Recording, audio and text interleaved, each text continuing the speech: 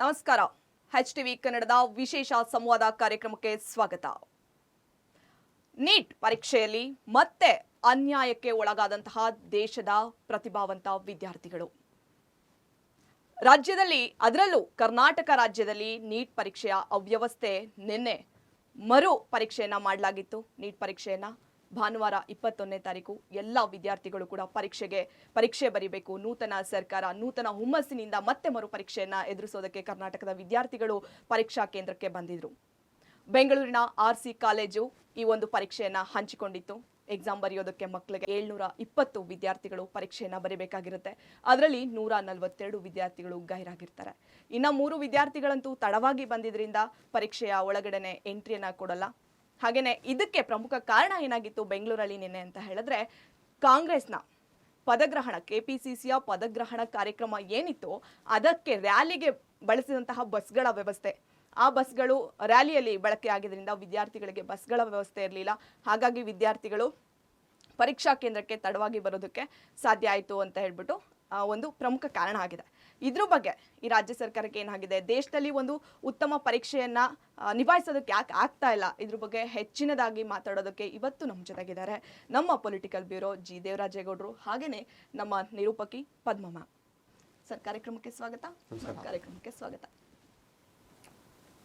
ಬಹಳ ವಿಶೇಷವಾಗಿ ಅರ್ಷಿತಾ ಮತ್ತು ಪದ್ಮ, ದೇಶದಲ್ಲಿ ವೈದ್ಯಕೀಯ ಶಿಕ್ಷಣ ಭಾಳ ಪ್ರಮುಖ ಪಾತ್ರವನ್ನು ವಹಿಸ್ತದೆ. ಇಲ್ಲಿ ಭಾಳ ಪ್ರಮುಖವಾಗಿ ವೈದ್ಯಕೀಯ ಶಿಕ್ಷಣನ ಅಂತಿಮ ಘಟ್ಟವನ್ನು ತಲುಪಬೇಕು ಅಂತ ಅಂದರೆ ಪ್ರತಿಯೊಬ್ಬ ವಿದ್ಯಾರ್ಥಿಗಳು ನೀಟ್ ಪರೀಕ್ಷೆಯನ್ನು ಕಡ್ಡಾಯವಾಗಿ ಮಾಡಲೇಬೇಕು. ಇದರ ವ್ಯವಸ್ಥೆಯನ್ನು ಕೇಂದ್ರ ಸರ್ಕಾರ ವಹಿಸ್ಕೊತದೆ.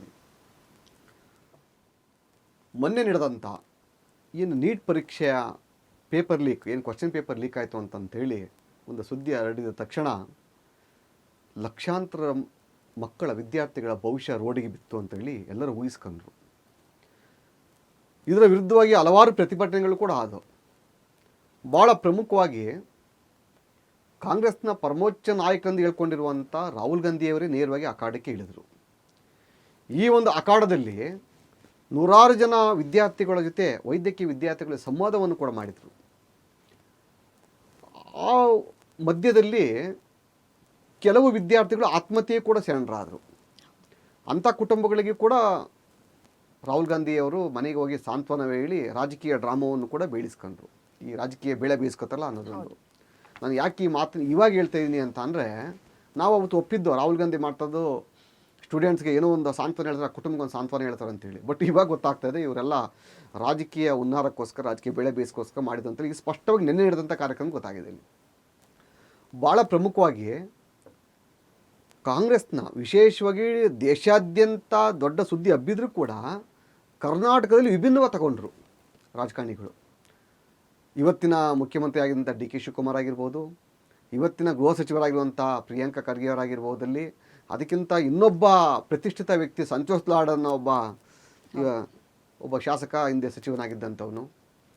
ಭಾಳ ಪ್ರಮುಖವಾಗಿ ಇನ್ನೊಬ್ಬ ಯಾರೋ ಎಜುಕೇಷನ್ ಇನ್ಸ್ಟಿಟ್ಯೂಟ್ ಮಾಡಿಕೊಂಡು ಅಂತ ಹೇಳ್ಕೊಂಡು ಎಲ್ಲರಿಗೂ ಬಬ್ಬೆ ಹೊಡಿತಾನೆ. ಬೆಳಗ್ಗೆದ್ದು ಸೋಷಿಯಲ್ ಮೀಡಿಯಾ TV ಬಂದು ಬಾಯಿ ಬಂದಂಗೆ ಮೋದಿಯವರು ಬೈಯೋದು, ಇನ್ನೊಬ್ರು ಮತ್ತೊಬ್ಬ ಬಗ್ಗೆ ಮಾತಾಡೋ ಅಂಥದ್ದು, ಇದು ಅವನ ಹವ್ಯಾಸ. ಅದು ಅವ್ನು ಚಾಳಿ ಅಂತಾರೆ ಅದನ್ನೆಲ್ಲ. ಅಲ್ಲಿ ನಾವೆಲ್ಲ ಸೋಷಿಯಲ್ ಮೀಡಿಯಲ್ಲಿ ನೋಡಿದ್ವಿ ಅವನಿಗೆ ಯಾವ ಬಿರುದು ಕೊಟ್ಟಿದ್ದಾರೆ ಅಂತೇಳಿ.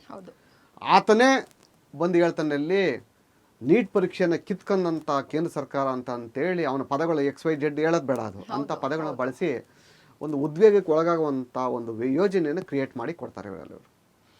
ಭಾಳ ಪ್ರಮುಖವಾಗಿ ಕೇಂದ್ರ ಸರ್ಕಾರ ಎಷ್ಟು ಸೂಕ್ಷ್ಮ ಗಮನ ಹರಿಸ್ತು ಅಂತ ಅಂದರೆ, ಯಾವ ನೀಟ್ ಪರೀಕ್ಷೆ ಲೀಕ್ ಆಯಿತು, ಪೇಪರ್ ಲೀಕ್ ಆಯಿತು, ಆರೋಪಿಗಳನ್ನ ಬಂಧಿಸ್ತು, ಅದು ಬಗ್ಗೆ ಹೆಂಗೆ ಕ್ರಮ ತೊಗೋಬೇಕು ತೊಗೊಂಡಾಯ್ತದು. ಬಟ್ ಆದರೆ ಕ್ರಮ ತೊಗೊಂಡ್ರೆ ನ್ಯಾಯ ಸಿಗಬೇಕಲ್ಲ ಮಕ್ಕಳಿಗೆ, ಸ್ಟೂಡೆಂಟ್ಸ್ಗಳಿಗೆ.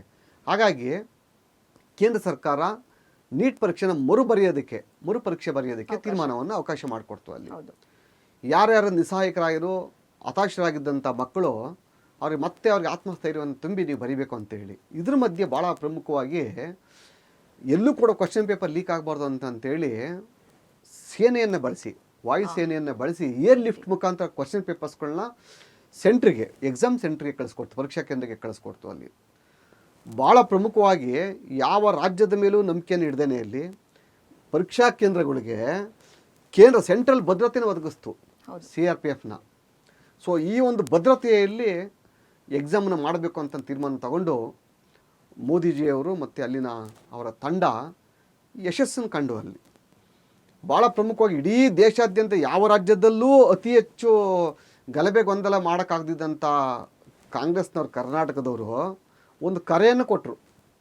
ಏನು ಕರೆ ಕೊಟ್ಟರು ಅಂತಂದ್ರೆ ಅಲ್ಲಿ ರಾಹುಲ್ ಗಾಂಧಿ ಹೇಳಿದ ತಕ್ಷಣವೇ ಪ್ರತಿ ಜಿಲ್ಲೆಯಾದ್ಯಂತ ಎಲ್ಲ ಕಾಂಗ್ರೆಸ್ ಕಾರ್ಯಕರ್ತರು ಬಂದು ಜಿಲ್ಲಾಧಿಕಾರಿ ಕಚೇರಿ ಮುಂದೆ ಪ್ರತಿಭಟನೆ ಮಾಡಿ ಕೇಂದ್ರ ವೈದ್ಯಕೀಯ ಸಚಿವರಾದಂಥ ಧರ್ಮೇಂದ್ರ ಪ್ರಧಾನ್ ಅವರ ಪುತ್ತಳಿಕೆಯನ್ನು ಅಂದರೆ ಅವರ ಪೇಪರನ್ನು ಸುಟ್ಟಾಕಿ ಫೋಟೋಸ್ನ ಸುಟ್ಟಾಕಿ ದೊಡ್ಡ ಮಟ್ಟಕ್ಕೆ ಪ್ರತಿಭಟನೆ ಮಾಡಿ ನಾನು ಭಾಳ ಪ್ರಮುಖವಾಗಿ ಸ್ಟೂಡೆಂಟ್ ಪರವಾಗಿದ್ದೀವಿ ಅಂತೇಳಿ ವೈದ್ಯಕೀಯ ಏನು ಶಿಕ್ಷಣಕ್ಕೆ ಏನು MBBS ಓದ್ತದಂಥ ಸ್ಟೂಡೆಂಟ್ಸ್ಗಳು ಅವ್ರ ಪರವಾಗಿ ನಾವು ಇದೀವಿ ಅಂತೇಳಿ ತೋರಿಕೆ ನಾಟಕವನ್ನು ಆಡಿದ್ರು. ಅದೇ ಸರ್, ಅವತ್ತು ಪೇಪರ್ ಲೀಕ್ ಔಟ್ ಆದಾಗ ಮಾಡಿದ್ರು, ಗ್ರೇಸ್ ಮಾರ್ಕ್ಸ್ ಬಗ್ಗೆನೂ ಮಾಡಿದ್ರು. ಅದೆಲ್ಲ ಆದ್ಮೇಲೆ ಕೇಂದ್ರ ಸರ್ಕಾರ ಮರುಪರೀಕ್ಷೆಯನ್ನ ಬರೆಯೋದಕ್ಕೆ ಅವಕಾಶ ಕೊಟ್ರು ಇವರು ಕಾಂಗ್ರೆಸ್ನವರು 21ಕ್ಕೆ ಮರುಪರೀಕ್ಷೆ ಇತ್ತು ಅಂತ ಗೊತ್ತು. ಅದೇ ಸಮಯದಲ್ಲಿ ಇವರ KPCC ಪದಗ್ರಹಣ ಕಾರ್ಯಕ್ರಮ ಯಾಕೆ ಬೇಕಿತ್ತು? ಹಾಗಾದ್ರೆ ಇವ್ರಿಗೆ ಬಹಳ ಪ್ರಮುಖವಾಗಿ ಏನು ಅಂತಂದ್ರೆ ರಾಜ್ಯದಲ್ಲಿ ಜನಗಳಿಗೆ ಸುಳ್ಳು ಹೇಳಿ ಅಧಿಕಾರಕ್ಕೆ ಬರಬೇಕು, ಜನಗಳಿಗೆ ಬೇರೆ ರೀತಿ ಭಾವನೆಗಳನ್ನು ಕ್ರಿಯೇಟ್ ಮಾಡಿ ಗಲಭೆಯನ್ನು ಸೃಷ್ಟಿ ಮಾಡಬೇಕು, ಮತ್ತು ಜಾತಿಗಳ ಮಧ್ಯೆ ವಿಷ ಬೀಜವನ್ನು ಬಿತ್ತಿ ಒಡೆದಾಡೋ ಸಂದರ್ಭದಲ್ಲಿ ಅದರ ಲಾಭವನ್ನು ಪ್ಲಸ್ ಪಾಯಿಂಟ್ ಮಾಡ್ಕೋಬೇಕು ಅಲ್ಲಿ.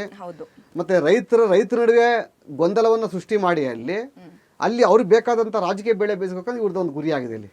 ಬಟ್ ಇದು ಕಾಂಗ್ರೆಸ್ನವ್ರದ್ದು ಚಾಳಿ ಅನ್ನೋದು ಅರ್ಥ ಆಗಿದೆ ಇಲ್ಲಿ. ಇದು ಕಾಂಗ್ರೆಸ್ ಒಂದೇ ಅಂತಲ್ಲ, ಪ್ರತಿಯೊಂದು ಪಕ್ಷದವ್ರದ್ದು ಕೂಡ ಅವರು ಆಯಾ ಸಂದರ್ಭ ಬಂದಾಗ ಆ ಕೆಲಸ ಮಾಡ್ತಾರೆ ಅಲ್ಲಿ. ಇದನ್ನು ಖಂಡಿಸ್ಬೇಕಾದ್ರೆ ಯಾರು? ಸಮಾಜದಲ್ಲಿರುವಂಥ ಬುದ್ಧಿಜೀವಿಗಳು, ವಿದ್ಯಾವಂತರು, ಪ್ರಜ್ಞಾವಂತರು ಮತ್ತು ನಿಮ್ಮಂಥ ಮಾಧ್ಯಮದವ್ರು ಮಾತ್ರ ಇದನ್ನು ಚರ್ಚೆ ಮಾಡೋಕ್ಕೆ ಅವಕಾಶ ಇದೆ ಇಲ್ಲಿ.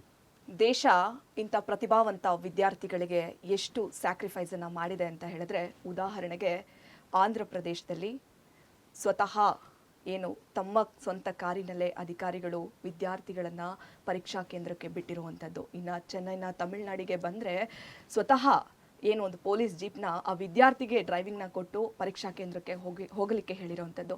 ಎಲ್ಲದಕ್ಕಿಂತ ಮಿಗಿಲಾಗಿ ಇನ್ನೊಂದು ಹೇಳಬೇಕು ಅಂತ ಹೇಳಿದ್ರೆ, ಪ್ರಧಾನಿ ನರೇಂದ್ರ ಮೋದಿಜಿಯವರು ಕೋಲ್ಕತ್ತಾ ಪ್ರವಾಸದಿಂದ ನಿನ್ನೆ ನವದೆಹಲಿಗೆ ಬರ್ತಾರೆ.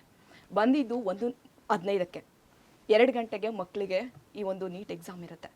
ವಿದ್ಯಾರ್ಥಿಗಳಿಗೆ ನಾನು ರಸ್ತೆಯಲ್ಲಿ ಹೋಗುವಾಗ ಅಡೆತಡೆ ಉಂಟಾಗಬಾರ್ದು ಅಂತ ಆ 3/4 ಗಂಟೆ ಜವಾಬ್ದಾರಿಯುತ ಅಧಿಕಾರಿಯಾಗಿ ನರೇಂದ್ರ ಮೋದಿಜಿಯವರು ಈ ಒಂದು 3/4 ಗಂಟೆ ವಿದ್ಯಾರ್ಥಿಗಳಿಗೋಸ್ಕರ ತಮ್ಮ ಸಮಯವನ್ನು ವೆಯ್ಟ್ ಮಾಡಿ, ಅಲ್ಲೇನೆ ದೆಹಲಿಯ ಏರ್ಪೋರ್ಟ್ನಲ್ಲೇ ವೆಯ್ಟ್ ಮಾಡಿ ನಂತರ ಅವರು ಅವರ ಕೆಲಸಕ್ಕೆ ತೆರಳಿದ್ದಾರೆ.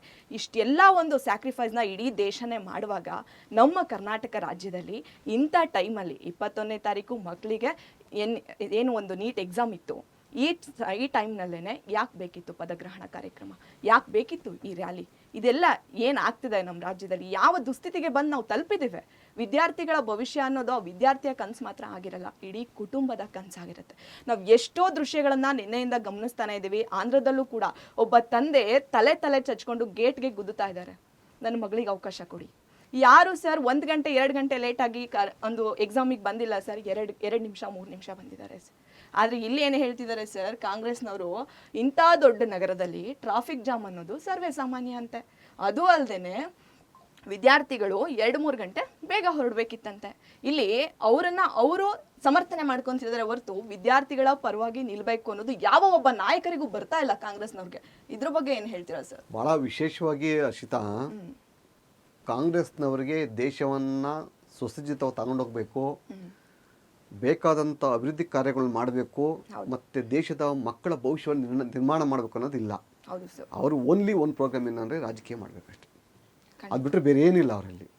ಭಾಳ ಪ್ರಮುಖವಾಗಿ ತಾವು ಹೇಳಿದ್ರಿ, ನರೇಂದ್ರ ಮೋದಿಜಿಯವರು ವಿಮಾನ ನಿಲ್ದಾಣದಲ್ಲಿ, ಕಲ್ಕತ್ತಾದಿಂದ ಬಂದಂಥ ವಿಮಾನ ನಿಲ್ದಾಣದಲ್ಲಿ ನೇರವಾಗಿ ಏರ್ಪೋರ್ಟಿಗೆ ಬಂದಾಗ ಏರ್ಪೋರ್ಟಿಂದ ತನ್ನ ಮನೆಗೆ ಕಚೇರಿಗೆ ತಲುಪಬೇಕು ಅಂತಂದರೆ ಜೀರೋ ಟ್ರಾಫಿಕ್ ಮಾಡ್ತಾರೆ. ಅದು ಅಬ್ವಿಯಸ್ಲಿ ಅದು ಪ್ರಧಾನಿ ಬಂದಾಗ ಹೆಡ್ ಕ್ವಾರ್ಟರ್ ಮಾಡ್ಬೇಕಾದ ಡ್ಯೂಟಿ ಅದು. ಅವ್ರಿಗೇನಾದ್ರು ಅಲ್ಲಿ ಜೀರೋ ಟ್ರಾಫಿಕ್ ಮಾಡ್ತು ಅಂತಂದರೆ ಅಲ್ಲಿ ಬರೋಂಥ ಆ ಕಡೆ ಈ ಕಡೆ ಬರೋಂಥ ವೆಹಿಕಲ್ಗಳೆಲ್ಲನೂ ಸ್ಟಾಪ್ ಮಾಡಬೇಕಾಗ್ತದೆ. ಸ್ಟಾಪ್ ಮಾಡಿ ಎಲ್ಲಿ 2-3 ನಿಮಿಷ ವ್ಯತ್ಯಾಸ ಆಗುತ್ತೋ ಅಂತೇಳಿ ಆ ಮಕ್ಕಳ ಭವಿಷ್ಯಕ್ಕೆ ತೊಂದರೆ ಆಗಬಾರ್ದು, ಅಡಚಣೆ ಆಗಬಾರ್ದು ಅಂತೇಳಿ ಏರ್ಪೋರ್ಟ್ನಲ್ಲಿ ಸುಮಾರು 48 ನಿಮಿಷಗಳ ಕಾಲ ಅವರು ಸಮಯನ ವ್ಯರ್ಥ ಮಾಡ್ತಾರೆ. ಅಲ್ಲಿ ಭಾಳ ಪ್ರಮುಖವಾಗಿ ನರೇಂದ್ರ ಮೋದಿಜಿಯವರ ಕನಸೇನು ಅಂತ ಅಂದರೆ ಈ ದೇಶದ ಭವಿಷ್ಯವನ್ನು ನಿರ್ಮಾಣ ಮಾಡಬೇಕು, ರಾಜಕೀಯ ಅಲ್ಲ. ಇಲ್ಲಿ ನಿನ್ನೆ ಕಾಂಗ್ರೆಸ್ನವ್ರದ್ದು ಕಾಂಗ್ರೆಸ್ ಅಧ್ಯಕ್ಷರ ಪದಗ್ರಹಣ ಇದೇನು ಪ್ರೆಸಿಡೆಂಟ್ ಆಫ್ ಇಂಡಿಯಾ ಎಲೆಕ್ಷನ್ ಏನಲ್ಲ, ಇಲ್ಲ ಏನೋ ದೊಡ್ಡ ಸಭೆ ಏನಲ್ಲ ಇದು. ಹೌದು ಅದನ್ನು ಭಾನುವಾರಲೇ ಮಾಡ್ಬೇಕಂತ ಏನಿತ್ತಿಲ್ಲ ಅಲ್ಲಿ. ಹೌದು ಸರ್. ಇವತ್ತು ಬೇಕಾದ್ರೆ ಮಾಡ್ಬೋದಿತ್ತು, ನಾಳೆ ಬೇಕಾದ್ರೆ ಮಾಡ್ಬೋದಾಯ್ತು, ಇನ್ಯಾವತ್ತೊಂದು ದಿವಸ ಮಡಿಕೋಬೋದಿತ್ತು ಇವರಲ್ಲಿ.